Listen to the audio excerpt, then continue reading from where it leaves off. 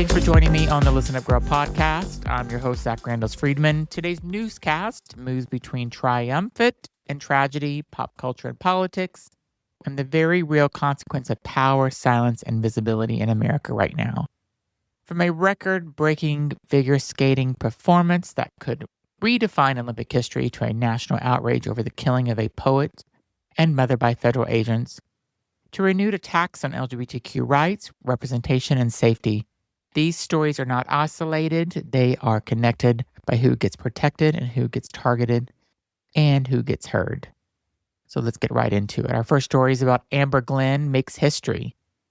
American figure skater is having a moment, and Amber Glenn is at the center of it. The openly pansexual skater who came out publicly in 2019 delivered a record-breaking performance at a 2026 U.S. Women's Figure Skating Championship, sending shockwaves through the sport and placing her firmly in contention for the U.S. Olympic team. Glenn's performance wasn't just technically dominant, it was emotionally commanding, earning some of the highest scores ever recorded at U.S. Nationals event. Commentators praised her artistry, power, and consistency, noting that she has become one of the most complete skaters in the world. For LGBTQ plus fans, Glenn's rise carries added meaning. In a sport that is often struggling with people that they can include, her visibility and excellence are reshaping what representation at the highest level can look like. Our next story is national outrage over killing of Nicole Good. Minneapolis is once again at the center of a national reckoning. On January 7th, Renee Nicole Good, a 37-year-old mother, award-winning poet, and U.S. citizen, was fatally shot by Immigration and Customs Enforcement agents during a federal operation in South Minneapolis.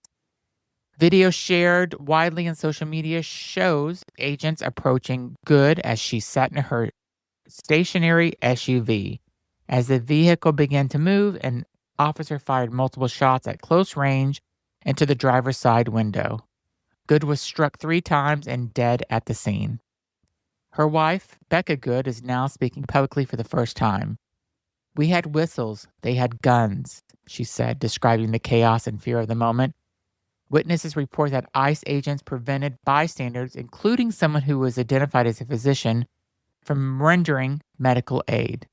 A GoFundMe account has been set up to support Good's wife and children, has raised over $1.5 million in just 24 hours, reflecting the scale of grief and outrage. Mayor Jacob Frey said ICE is not welcome here. The Minneapolis Mayor Jacob Frey held an emotionally charged news conference following the shooting, forcibly rejecting the federal government's account of events. To ICE, "Get the fuck out of Minneapolis. We do not want you here," Frey said. "You stated purpose is safety, and you are doing exactly the opposite." Minnesota Governor Tim Walz echoed the anger, warning residents not to accept what he called federal propaganda. The Trump administration, meanwhile, defended the officers' actions. Homeland Security Officer Kristi Noem described the incident as an act of domestic terrorism, claiming Good attempted to run agents over, an assertion disputed by local officials and eyewitnesses. The FBI has taken sole control of the investigation, barring state authorities from involvement, a move that has intensified distrust. The killing occurred less than 2 miles from where George Floyd was murdered in 2020, sparking immediate comparisons and renewed protest across the city.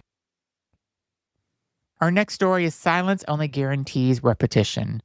Writer Josh Ackley summed up the moment in a widely shared op-ed writing, "Silence only guarantees repetition." Public figures are also speaking out. Cynthia Nixon called for officers' arrest, posting on Instagram, "Arrest that ICE agent and charge him with murder." The call's accountability continue to grow, not just for the shooting, but for the broader scope of unchecked federal enforcement power. Our next story is, it has now been 1 year since Donald Trump returned to presidency, and the impact on the LGBTQ plus Americans have been swift. In that time, Trump has signed multiple executive orders, declaring the U.S. only recognizes two-sex, restricting gender-affirming care for trans youth under 19, eliminating DEI initiatives from the U.S. military, declaring trans people unfit for military service. Advocacy groups report a sharp increase in queer Americans researching asylum options in Canada, citing fear for their safety and futures. And the killing of Renee Good has only deepened those concerns. Next, Madonna's new Dolce Gabbana era deeper context. Madonna, who is now 67 years old, has once again ignited conversation, not just with a new product, but with the meaning behind it. She's now the face of Dolce Gabbana's latest campaign for the perfume Intense and the one for men. In the ads, Madonna appears in striking black lingerie, thigh-high boots, and heels, engaging in sensual scenes with two younger male models. The imagery blends the fashion's house signature glamour with Madonna's own lifelong commitment to pushing boundaries around age, desire, and female sexuality. At every turn, she leans into layered symbolism, drawing on one classic vintage boudoir aesthetics, but pairing them with an unapologetically assertive energy that disrupts the stereotype of what women her age can look like, act like, and sell. The campaign also follows controversial holiday visuals she shared with boyfriend Akeem Morris and her twin daughters, which kept tongues wagging about how Madonna continues to shape her own narrative on beauty, power, and reinvention of every single stage of her life.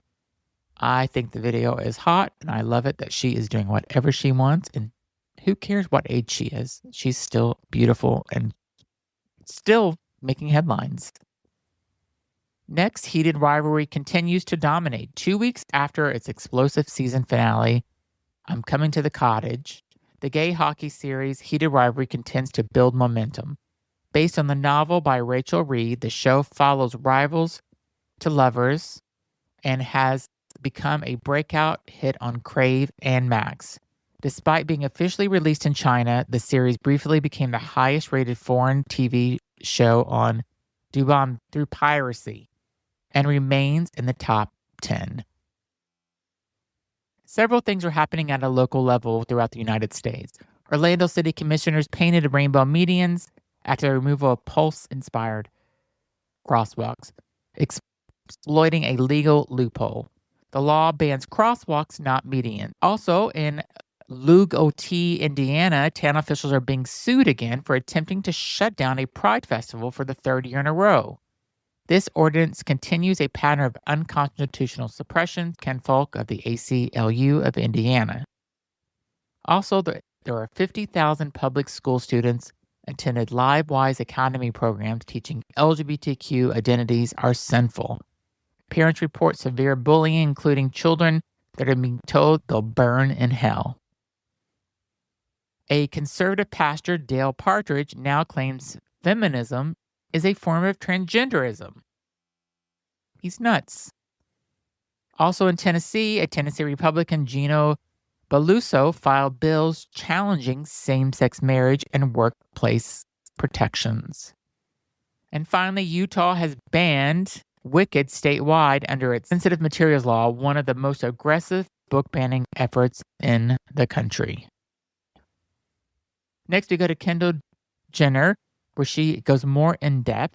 The model, reality star, and fashion heavyweight Kendall Jenner recently went further than ever in public to address swirling online rumors about her sexuality. On the In Your Dreams podcast with Owen Thiel, Jenner confronted years of speculation that she might be a closeted lesbian, but her focus was not just on the rumor itself, it was on how people talk about her sexual identity in the digital age. She described the tone of much of online commentary as mean and not with a welcoming arm. Jenner said it's not the possibility of being queer that bothers her, it's the hostility mixed with speculation that accompanies it online. Jenner made it clear that as of now, she does not identify as gay and stated that if she were queer, she believes she would be openly out about it. But she also emphasized that life experiences and personal journeys can be complex, and she's not closing the door to her own story as it unfolds. Her response was thoughtful, direct, and reflective of the complicated relationship between public curiosity, celebrity, and personal identity. I always thought she could be a lesbian, but I think she just told us she doesn't know what she is yet, and see what happens. Our final story is the Golden Globes are out this Sunday.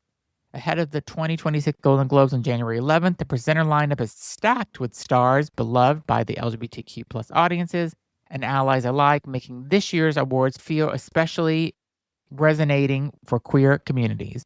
Among confirmed presenters are Miley Cyrus, who is a longtime queer ally and frequent LGBTQ plus cultural touchstone; Coleman Domingo, acclaimed actor and openly queer performer whose work has deeply resonated in recent seasons; Lisa of Blackpink, while not LGBTQ plus herself, her global fan base includes a vast queer following and her presence marks a milestone of cultural representation; Connor Story and Hudson Williams, stars of the breakout queer romance drama Heated Rivalry, will be presenting together on the award stage; Zoe Kravitz, queer icon and ally with deep ties to the film and fashion culture.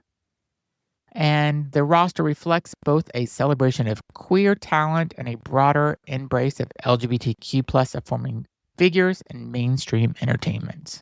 So I am looking forward to that coming out on this Sunday. These are the stories that remind us that visibility can be powerful, but powerful with accountability is dangerous. Whether it gets protected by law, who gets erased from classrooms, or who gets celebrated in the world stage, the through line is clear. Silence is not neutral, and staying informed is an act of resistance. Thank you so much for listening to this podcast. If you have not subscribed, please do. And also share this with friends who you think might be interested. Thanks so much for listening, and I'll be back with more news later this week. Thanks.